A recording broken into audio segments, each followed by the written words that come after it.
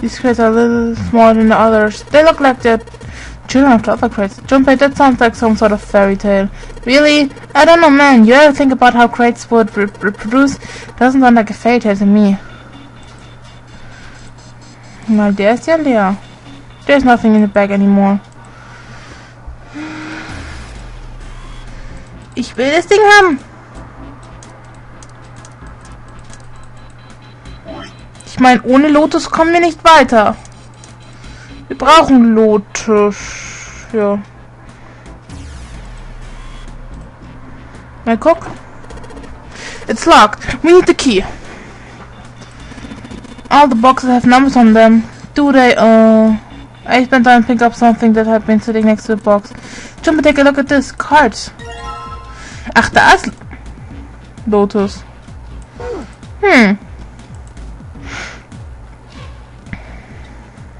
They'd finally collect all 9 picture cards. All that remained was to insert the cards into the slots at the front of each box. Jumper stared at the cards in his hands. Ace peered over his shoulder at them. You know which card goes in which box, yes? Jumper gave him a look. Yeah, of course I do. It's really obvious. You just match our numbers to the number on the boxes. So, for instance, the card with the picture of Ace on it goes into box 1. The card with the picture of Snake on it goes into box 2, and so on. I see. Jumper thought he might have imagined it, but he could have sworn Ace different. Just then, Jumper heard a noise. He spun around just in time to see June collapse in front of the fence. June, are you okay? Schon wieder. She did not respond. Jumper spun back around to face Ace. I'm sorry, I gotta go check on her. You do the box thing, alright? Huh? Just put the cards in the boxes. I'm counting on you. He shoved the cards into Ace's hand and ran off toward June. Are you alright? What's happened? Jumper called out to her as he ran. As he arrived, June was climbing on her feet with Santa's help. I'm sorry, I'm fine. I just tripped. Don't give me that. No, it's not the time. But it's true. I tripped over a box. Jumper put his palm on her forehead. Her temperature was much the same as it had been the last time we checked. She wasn't hot like she'd been before, but she was still warm. Her fever wasn't completely gone. It's not her fault. I think she really did just trip on something, you know. Jumper would have been more willing to agree if June hadn't needed quite so much help standing up. Still, to fall down like that, I think she's probably still a little messed up. June was doing her best to busy herself brushing dust off of her dress. Her smile looked a little embarrassed, and her face was a bit flushed. But she did look a great deal better than she had, still. Alright, well, let's get out of here as fast as we can, so we can get you to a hospital. Oh, I don't think it's anything that serious. I just need a little medicine and some sleep, and I'll be fine. Medicine, huh? Well, if we could get in touch with anyone else, I bet Ace could swing it for you easy. Ace? Why? Huh? Don't you know? He's the president of a pharmaceutical company. Cradle Pharmaceutical is the name, I think. Their flagship product is an anesthetic drug called Soporil. Beta! Soporil. Jumper couldn't shake the feeling that he'd heard about Soporil before. Santa continued. Soporil is an anesthetic that is gaseous at room temperature, similar to nitrous oxide. It takes only a few seconds to spread, and even a small amount is very effective. For this reason, it found widespread acceptance with police and military force in numerous countries. It was an effective crowd suppressor and room clearer, and it's practical, ethical, and humane. Developed 6 years prior, it was made from the extracts of several different roots. It became popular almost as soon as it was made public, with many governments placing large orders. Demand for Soporil skyrocketed, and as it did, so did the stock of Cradle Pharmaceuticals. Why do you know all this? Santa's information was interesting, but Jumpy couldn't help but feel a little suspicious. Santa's reply was blunt and simple. I heard it from the old man himself. From Ace? When? By the number 4 door at the central stairway, when we were searching the second classroom. Remember how Snake 7 and you went to door 5? I asked him what he did for a living, and he said he ran his own company. After that, we just started talking, and I guess it just came up, you know. Are you worried about something? No, nothing. As he spoke, Jumpy looked over toward Ace. He seemed to be having difficulty with the 9 boxes. What the hell is he doing? He turned back to June and Santa. June, don't push yourself, alright? Yes. Santa, could you take care of her? Sure. He gave them both a short nod, then turned and headed toward Ace. What are you doing? Ace's back was to him as Jumpy approached.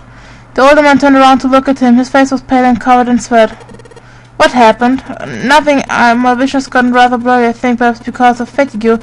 I can't see very well at the moment. Why can't you see well?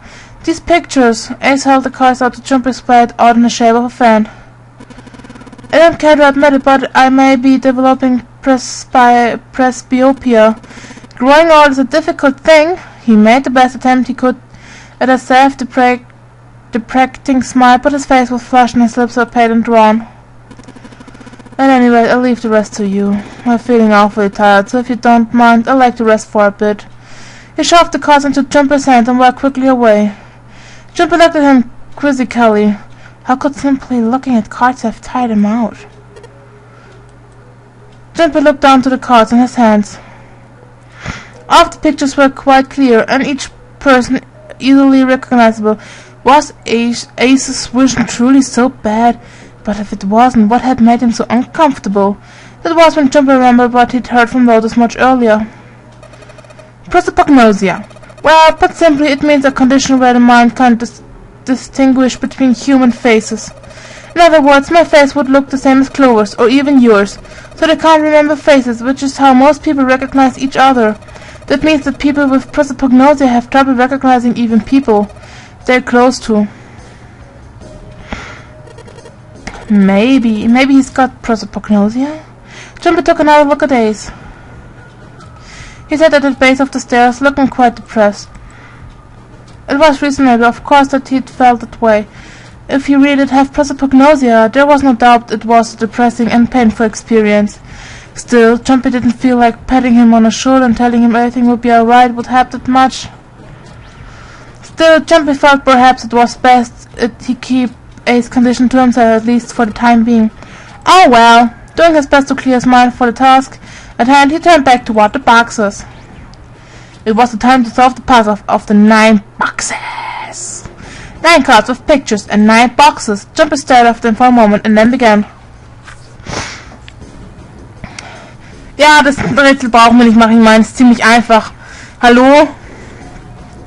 Ace's card went to box number 1, then Snake's went into box number 2, then Santa's card into box number 3, Clover went to box number 5, Jumpy's card into box number 4, then 5, June's card into box number 6, 7's card into box number 7, Lotus's card into box number 8, and finally 9th man's card went into the box number 9.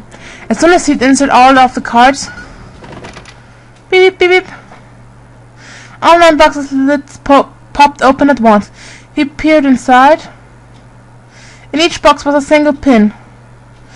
It looked a little like sewing pins, but much thicker. Jumper collected them all quickly and shoved them into his pocket. So, jetzt müssen wir zur Treppe. Jetzt kommt ein geiles Rätsel, das liebe ich. Also was danach kommt nach dem Rätsel. There are 6 holders here, and it looks like the pins I just found would be a perfect fit for them. The ones you found in 9 boxes, right? Well, why don't you try it? Alright, let's see what happens. I think 2, 4, and 6 should go in here, the part in 3 and 7 on the bottom part. Well, some sort of lit up. Yeah, 3 and 6. I wonder if there's some kind of rule to determine which lights go on. Well, I put the 2, 4, and 6 pins on the top part and the 3, 5, and 7 pins on the bottom. You think maybe it's the digital root? The digital root? 12. Is 3. Therefore light 3 turns on. 6. 4 light 6 turns on. Makes sense, right? I see. The lights that matches the root of the pins inserted in the top and lower parts will light up. So that's how it works. Well, there's one other thing I'd like to check. Well, if he wants to try, he's certainly welcome too. So, he'd put the 1s through and 3, top and bottom. Oh, they turned off. Therefore, light 3 turns off. Therefore, lights turns off. Okay. Oh, I get it now. The digital root for the pins you insert is the same as the number on the lights that are lit. Those lights turn off. Yeah, looks like it's a trick. Alright, now we know how it works. You wanna give it a try? Oh wait, you mean you know what we're supposed to do with these lights? Well, no, but I figured we could try and see if we can turn them all on, you know? I figured something's gotta happen if we can manage that. Turn on the lights, huh? Okay, Jumpy, let's make sure we know how this works, alright? Pick one of the 6 holes, then pick one of the pins in your hands and then insert it onto the hole. Keep it up until all 6 of the holes are filled. Once all the holes are filled, the lights with the number that correspond to the digital roots of the pins as the upper and lower parts will turn on. However, the digital root corresponds to a light that is already on, that light will be turned off. The goal is to turn all the lights on. Alright, let's do it. Also.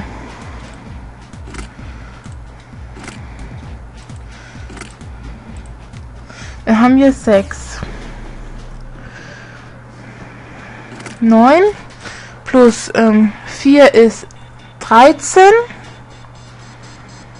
plus 5 ist 9, okay. Da habe ich mich vertan, okay. 7 plus 3 ist 10 plus, okay.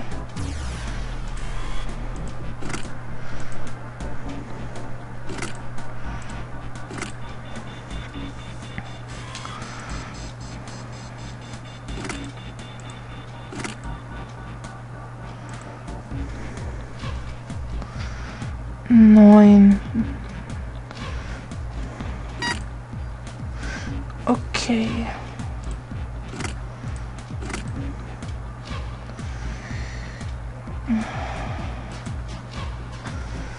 Das sind 9 plus 5.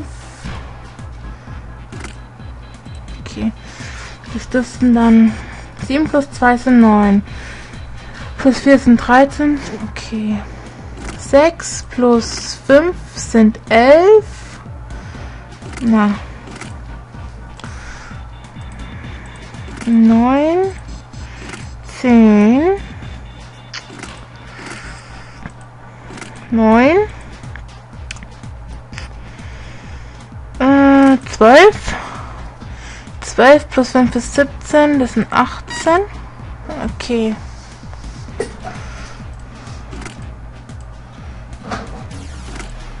Mhm. 7 plus 3 sind 10 und für 5 brauche ich noch 4. 6 plus 2 sind 8.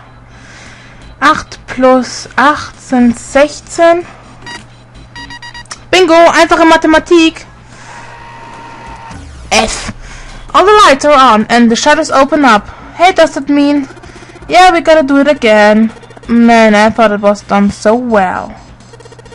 Okay, so we got 9 holes and there's an F up above them. I don't know what the F means, but I do know the one thing. What's that? This time there's 9 holes, so we need to insert 9 pins. Man, that's boring. Well, why don't you just try it, alright?